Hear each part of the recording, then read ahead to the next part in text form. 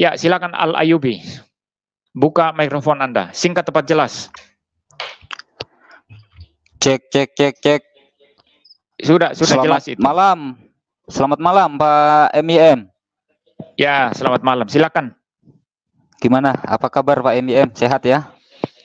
Ya, sehat selalu ya. Alhamdulillah. Ya, silakan. Alhamdulillah. Baik.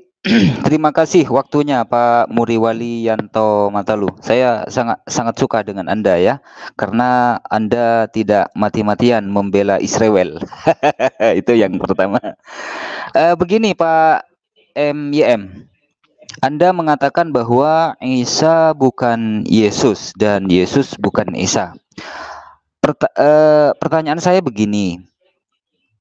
Apa tanggapan Pak Muriwali Yanto Matalu terhadap gereja yang menamakan gerejanya dengan nama Isa Al-Masih, Gereja Isa Al-Masih? Itu yang pertama. Boleh ditanggapi dulu nggak apa-apa, Pak MIM? Ya, baik. Ya, baik. Saya tanggapi ini dulu ya. Ya, kalau Anda mendengarkan dari awal tadi pembahasan saya, terutama di pertengahan pembahasan saya tadi, saya sudah berbicara tentang gereja Isa Al-Masih. Saya mengatakan kalau hanya masalah nama itu no problem ya, kalau hanya masalah nama, karena nama Yesus itu, Yesua itu dalam bahasa Ibrani itu diyunanikan menjadi Yesus ya, kemudian diarabkan menjadi Isa, diaramaikan menjadi Iso dan lain sebagainya begitu, di Inggriskan menjadi Jesus, di Indonesia kan menjadi Yesus. Kalau disumbakan itu itu suku asli saya menjadi Yehu, Yehu begitu. No problem kalau hanya masalah nama.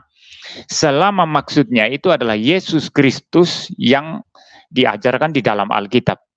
Jadi tidak masalah buat saya. Jadi kalau begitu, nama Isa Al-Masih, gereja Isa Al-Masih, selama itu maksudnya Yesus Kristus, Tuhan dan Juru Selamat, ya bagi orang Kristen, ya tidak masalah. Saya tidak protes itu sih, maka saya tidak setuju.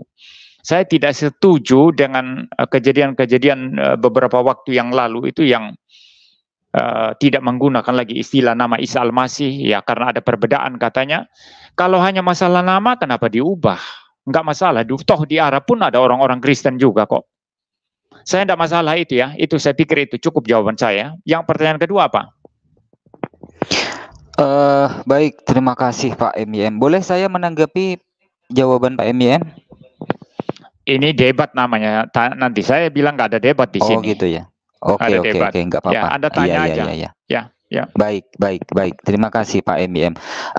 Yang kedua begini Pak Muriwali Yanto Matalu ya. Bible terbitan Lembaga Alkitab Indonesia tahun 2000, tahun 2004 dan tahun 2011 menerbitkan Bible ya, utamanya itu di Matius ya, silsilah Isa Al-Masih. Oh ya. Oke. Ya.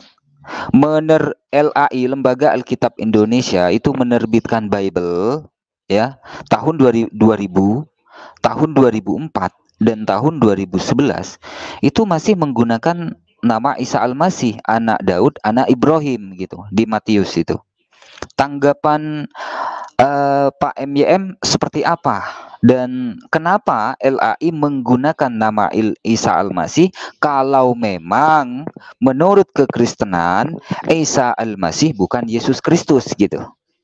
Silakan tanggapannya Pak Muriwali Yanto Matalu. Oh iya, sebetulnya ini ya tahun 2000, mohon dikoreksi Pak MYM ya, tahun 2000, 2004, 2011. Sebetulnya kalau Anda mengikuti kalau Anda mengikuti jawaban saya atas pertanyaan mengenai gereja Isa Al-Masih tadi, sebetulnya sudah terjawab juga. Kalau hanya masalah nama, no problem. Tidak ada masalah sama sekali. Selama maksudnya dengan nama Isa Al-Masih itu adalah Yesus Kristus yang lahir dari perawan Maria di kandang hewan di Bethlehem, satu kota kecil di Israel zaman itu. Lalu kemudian Yesus ini yang kemudian nanti pada umur 30 tahun mulai mengajar selama 3,5 tahun, lalu kemudian dibenci oleh orang-orang Yahudi, pemuka-pemuka agama Yahudi, lalu dibunuh, disalibkan, lalu kemudian mati dan bangkit, lalu menampakkan diri, lalu naik ke surga. Selama Yesus yang itu yang dimaksud dengan nama Isa Al-Masih, itu sama sekali no problem, tidak masalah. Dan begini, di dalam Alkitab entah versi apapun ya, yang merupakan terjemahan ya, entah dari versi yang berbahasa Inggris, bahasa Belanda, bahasa Indonesia, atau di versi bahasa-bahasa daerah di Indonesia ini, nama Yesus itu sudah diterjemahkan ke dalam berbagai-bagai bahasa, dan itu no problem, sama sekali tidak bermasalah ya. Karena memang iman Kristen adalah mempunyai prinsip kontekstualisasi dan prinsip terjemahan. Firman Allah yang kekal dengan bahasanya Allah sendiri yang tidak dipahami manusia. Ya, firman Allah yang kekal dengan bahasa ilahinya Allah sendiri yang tidak dipahami manusia, itu terlebih dahulu diterjemahkan ke dalam bahasa manusia, sehingga para nabi penulis perjanjian lama itu mereka memahami firman Allah itu dalam bahasa mereka, bahasa Ibrani, sedikit bahasa Aram, ya. Lalu juga para rasul memahami firman Allah itu dalam bahasa mereka masing-masing. Ketika Yesus ada di bumi, menggunakan bahasa Aramaik, ya, Alkitab Perjanjian Baru ditulis dalam bahasa Gerika atau bahasa Yunani. Jadi ini prinsip terjemahan firman Allah yang kekal, yang merupakan bahasanya Allah, itu kata-katanya Allah itu diterjemahkan. Ya, seperti itu. Maka kalau begitu, dari bahasa asli Alkitab boleh diterjemahkan, nama-nama boleh diterjemahkan, begitu ya, boleh diterjemahkan begitu. Jadi misalnya nama Daud ya, itu kalau bahasa Inggris itu menjadi David, begitu, tidak masalah, no problem itu. Bagi iman Kristen itu tidak masalah. Yang menjadi masalah itu adalah apa? Ketika kita menyebut Isa Al-Masih, apakah itu merujuk kepada yang di Alkitab atau di tempat lain? Nah, ini yang jadi problem. Kalau merujuk kepada misalnya yang di Al-Quran, dikatakan lahir di bawah pohon korma, begitu ya, tidak disalibkan, tetapi yang disalibkan adalah yang diserupakan dengan dia. Nah, ini yang kita katakan tidak sama. Itu merujuk pada hal yang berbeda. Saudara paham ya? Saya pikir jelas ini penjelasan saya. Baik. Ini terakhir ya. Pak MIM. Ya, silakan ya. Iya. Yang ingin saya ketahui ya dari Pak MIM ini kan lulusan luar negeri kan, bukan pendeta ecek seperti yang lain-lain lah gitu. Karena saya tahu sendiri pendidikan MIM ini memang luar biasa gitu. Yang ingin saya tahu Pak Pendeta, apa visi dan misi LAI sehingga harus menggunakan nama Isa Al-Masih, menggunakan nama Maryam, menggunakan nama Daud, dan menggunakan nama Ibrahim? Itu yang ingin saya tahu, Pak. Bukankah lebih baik dari awal menggunakan nama Yesus Kristus? Seandainya pihak kekristenan ini meyakini bahwa Isa bukan Yesus, Yesus bukan Isa gitu. Tapi kenapa malah menggunakan nama Isa Al-Masih, Maryam, Daud, dan juga Ibrahim gitu? Silakan Pak Pendeta. Ini pertanyaan Anda ini masih sama saja sebetulnya, esensinya, substansinya sama ya. Baik, begini. Jadi gini, visi misi apa Anda katakan ya? Sebetulnya kalau Anda menanyakan visi misi LAI, Anda harus tanyakan langsung kepada mereka. Tetapi walaupun demikian, dari sudut pandang atau perspektif kekristenan, saya akan menjawab Anda. Jadi begini, saya sudah mengatakan tadi bahwa bagi kekristenan itu masalah nama itu bisa diterjemahkan. Jadi apapun itu bisa diterjemahkan dan disesuaikan dengan perkembangan bahasa yang ada. Jadi kekristenan tidak kaku di dalam hal bahasa, kata-kata, di dalam hal peristilahan dan nama. Ya, seperti itu. Jadi bergantung kepada situasi dan konteks ya. Ketika orang Belanda masuk ke Indonesia dan orang Belanda itu ada sedikit di antara mereka pendeta yang datang lalu menyebarkan keyakinan Kristen, Mereka masuk ke dalam situasi dan konteks di mana Indonesia ini mayoritas adalah Islam waktu itu. Itu jelas, itu tidak bisa dimungkiri ya, itu tidak bisa dibantah itu. Memang begitu. Konteksnya adalah konteks Islam. Islam di Indonesia, ya.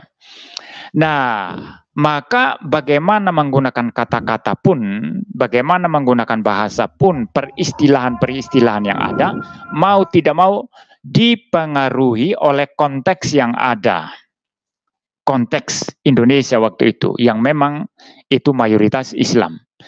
Nah, karena iman Kristen sama sekali tidak berkeberatan di dalam hal menerjemahkan istilah-istilah, nama, dan lain sebagainya, maka tidak masalah ketika nama Yesus itu digunakan Isa, ya, sesuai dengan pengaruh Arab di Indonesia, karena memang Indonesia mayoritas Islam. Kalau Anda melihat terjemahan yang dulu-dulu itu ada banyak sekali itu pengaruh-pengaruh istilah-istilah dari Arab, bahasa Arab, yang diserap ke dalam Alkitab. Dan itu tidak masalah. Iman Kristen itu bergerak di dalam konteks dan berusaha menyesuaikan diri dengan konteks, asalkan substansinya itu tidak berubah. Yaitu bahwa Yesus adalah firman Allah yang kekal, adalah Tuhan dan Juru Selamat yang sudah datang mengambil natur manusia, sehingga dia mempunyai natur manusia sepenuhnya, 100% manusia.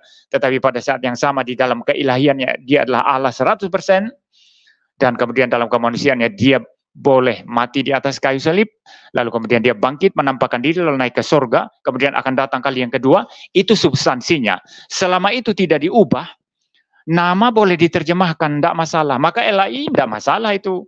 Anda mengatakan tadi diterjemahkan secara berbeda, apa tidak masalah, Pak? Ya, Pak Al-Ayubi, ya, tidak masalah ini. Saya tidak tahu nama Anda apa, Al-Ayubi atau apa ini. Ya, tidak masalah bagi iman Kristen, sama sekali tidak masalah. Yang masalah itu begini.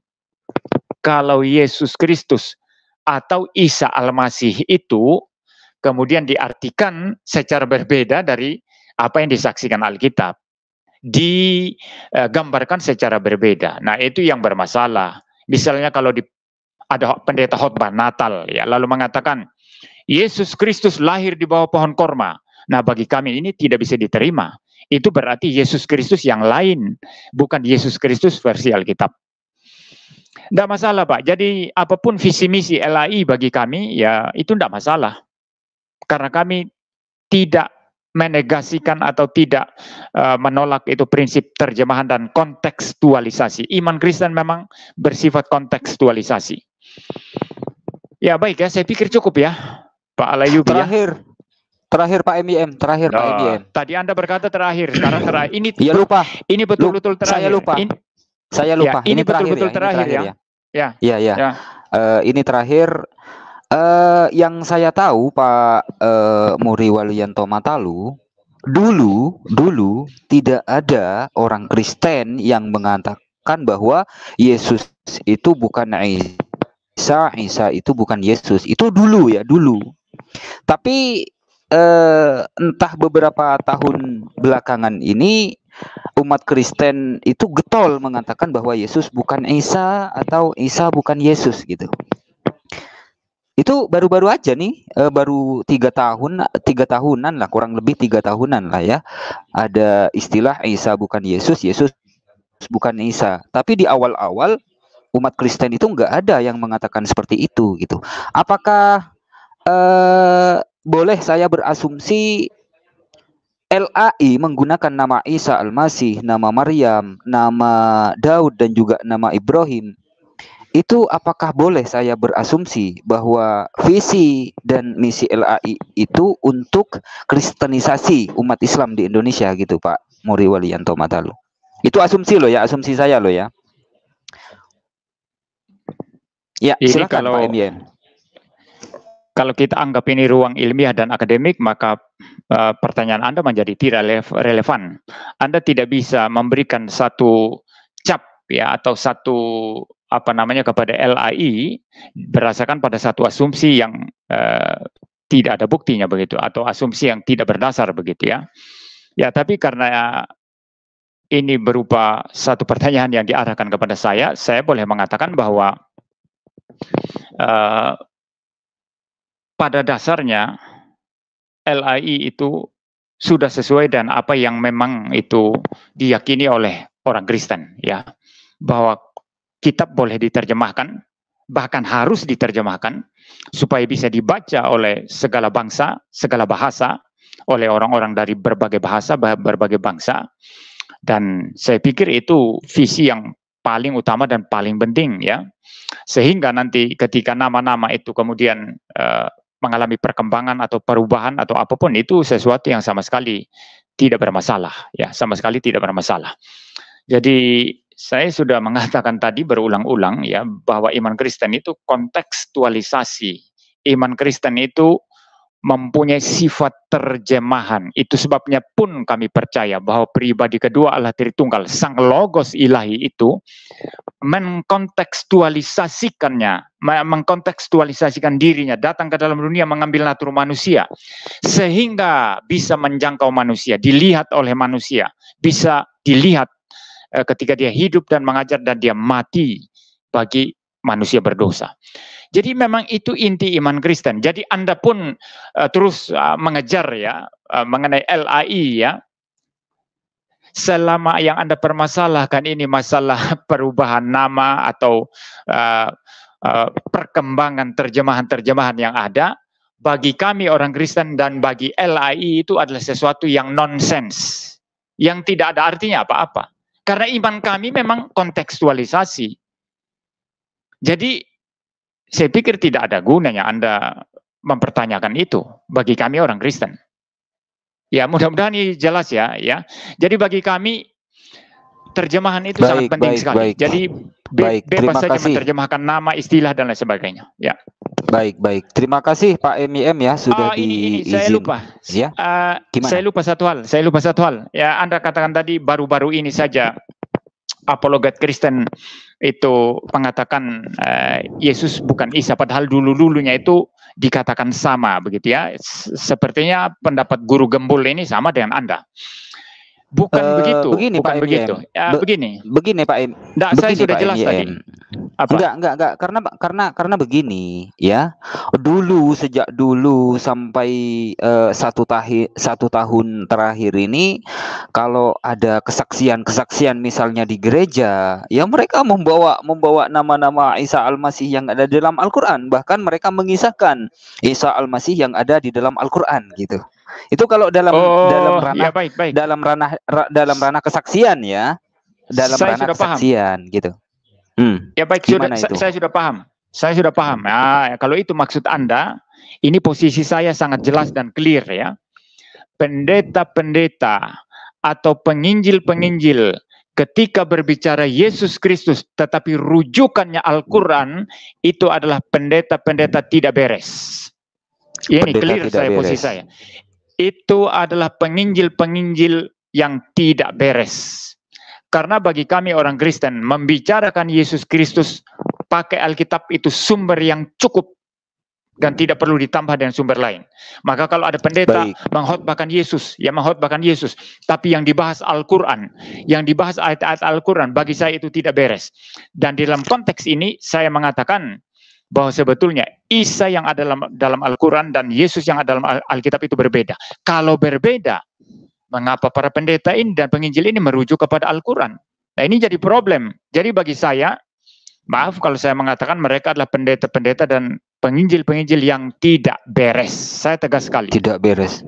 Berarti ada berarti ada ketidakkonsistenan di dalam kekristenan itu sendiri, ya. Kalau mereka khususnya LAI lah mengatakan bahwa Isa dengan Yesus itu berbeda, seharusnya ada teguran dong kepada pendeta-pendeta yang terkadang membahas Al-Quran, membahas Isa Al-Masih yang ada dalam Al-Quran, gitu kan? Pak Alayubi, atau gimana cara menegur mereka pendeta-pendeta itu? Nah, gini. Anda mencampur adukan banyak hal, tapi ini saya respons, ya. Saya respons setelah itu cukup, ya. Ini kita sudah terlalu banyak apa namanya? Saya respon Anda ini setelah itu cukup, ya. Ya, jadi gini. Anda mencampur adukan banyak hal di sini. Yang pertama itu gini. LAI itu tidak mempunyai otoritas apapun untuk menegur orang-orang Kristen. Dia tidak mempunyai otoritas apapun. Dia bukan lembaga yang mempunyai otoritas mengatur-ngatur khotbah orang Kristen mengatur-ngatur pendeta, tidak bisa dia tidak punya. PGI maksud saya PGI maksud saya Pak ya, MIM, mohon ya maaf. sama aja. PGI juga jangan Anda samakan. Kalau di Islam itu ada MUI, ya. Kalau MUI itu bisa berfatwa, ya, tetapi kalau PGI tidak bisa berfatwa. PGI itu singkatan dari Persekutuan Gereja-Gereja di Indonesia. Berarti ini adalah satu lembaga atau institusi yang berupa persekutuan yang menjalin kerjasama, sehingga PGI tidak bisa mengatur-ngatur satu gereja, mengatur-ngatur bagi satu gereja atau satu pendeta juga tidak punya hak itu. Beda. Maka begini Mas Alayubi, ya. Makanya gini, kalau memandang kekristenan itu seharusnya menurut saya saudara-saudara yang dari Islam ini mencoba memandang kekristenan dari perspektif Kristen itu sendiri. Jangan menggunakan perspektif dari Islam lalu kemudian diterapkan kekristenan, maka menjadi irrelevan nanti. PGI tidak sama dengan MUI begitu, ya. Jadi gini, di dalam kekristenan tidak ada satu lembaga pun yang berhak mendikte satu gereja. Tidak ada itu. Kecuali kita saling mengkritisi melalui perdebatan, melalui media sosial, melalui saling bersurat menyurat dan lain sebagainya. Itulah cara Kristen. Jadi Kristen tidak mengangkat satu badan yang paling tinggi lalu kemudian menjadi hakim atas semua. Kalau di Katolik, ya, ini Anda harus bedakan antara Protestan dan Katolik. Kalau di Katolik mereka jelas punya Vatikan dan punya Paus. Tapi kalau di Kristen Protestan tidak ada seperti itu. Jadi PGI tidak mempunyai wewenang untuk mengatur-atur pendeta atau membuat fatwa atau apa. Ya, saya pikir ini sangat jelas, ya. Saya pikir cukup, ya, Mas Alayubi. Baik. Saya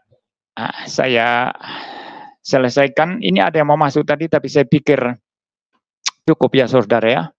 Saya sudah berbicara 1 jam 25 menit. Ya, baik, saudara, itu tanggapan saya tadi terhadap Guru Gembul, ya. Saya anggap beliau adalah seorang terpelajar, ya. Seorang yang mempunyai wawasan dan pengetahuan yang luas, ya. Dan dalam videonya beliau ini memberikan tantangan, ya. Dia siap berdebat katanya, dan saya sendiri siap berdebat dengan Guru Gembul perihal apakah Yesus dan Isa, Yesus versi Alkitab dan Isa versi Al-Quran itu sama atau tidak. Saya menunggu jawaban daripada Guru Gembul. Ya, saya pikir itu, ya, saudara. Sampai di sini saja live streaming saya kali ini. Tuhan memberkati kita sekalian.